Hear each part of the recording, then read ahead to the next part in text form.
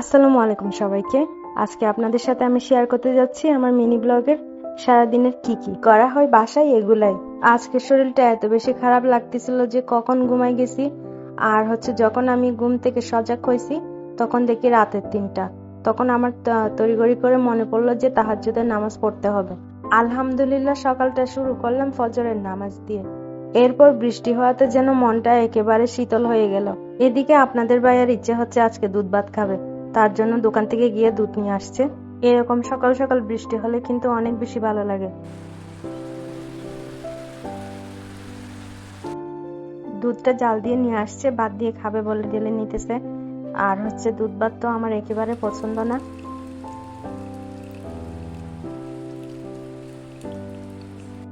তো আমি যেহেতু দুধ ভাত পছন্দ করি না, খাই না, তো উনি আমার জন্য এদিকে চা বানিয়ে উনি দুধ নিয়ে চলে আসছে ভাতের সাথে খাবে বলে। পেলে টিলে পড়ে যাবে না, এই জন্য বলে নিস। আর আমি এই যে লবণ ছাড়া কিছু নিতে পারি না, চিনি মিষ্টি আম টাম কিছু নিতে পারি না। আমার এই দুধ বাটা এই বাটা বেশি ভালো লাগে। তো এই তো আমি এদিকে ধোয়া কিছু কাপড় ভাঁজ করতেছি। আমি যখন কাপড়গুলো ধুইতে গেছিলাম তখন কলে পানি চলে গেছিল। আপনাদের ভাইয়া আবার আমার সব কাপড়গুলো ধুয়ে দিছে। আমার কাছে কাপড় ভাঁজ করা সবচেয়ে বিরক্তিকর কাজ। বসে বসে এই কাপড়গুলো ভাঁজ করতে অনেক বেশি কষ্ট হয়। যদি আমি সুস্থ থাকতাম তাহলে কাজকে কাজ বলেই মনে হতো না। তবে কি করব, সবগুলো আর কি কষ্ট করে করে করতে হয়। আসলে কি বলবো, ছোটখাটো একটা কাজের মানুষও পায় না যে আমাকে একটু আগায় গুছাই দিবে। এখানে একেবারে খুঁজে পাওয়া যায় না ছোটখাটো মেয়ে। তবে আলহামদুলিল্লাহ আপনাদের ভাই আমাকে কাজে অনেক বেশি হেল্প করে।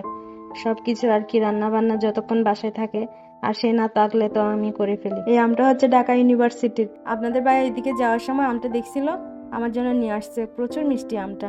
কোনো কিছুই আমার একা খেতে ইচ্ছে করে না, যা খাবো সব শেয়ার করে খাবো। আর এই ছোট ছোট আমগুলো অনেক বেশি মিষ্টি হয়, খেতেও অনেক বেশি দারুণ লাগে। আমার শ্বশুর বাড়িতে 20-30টা আম গাছ থাকার পরও ঢাকায় আম কিনে খাইতেছি। কি করব, গ্রামে থাকি না, এখানে কিনেই খেতে হয়।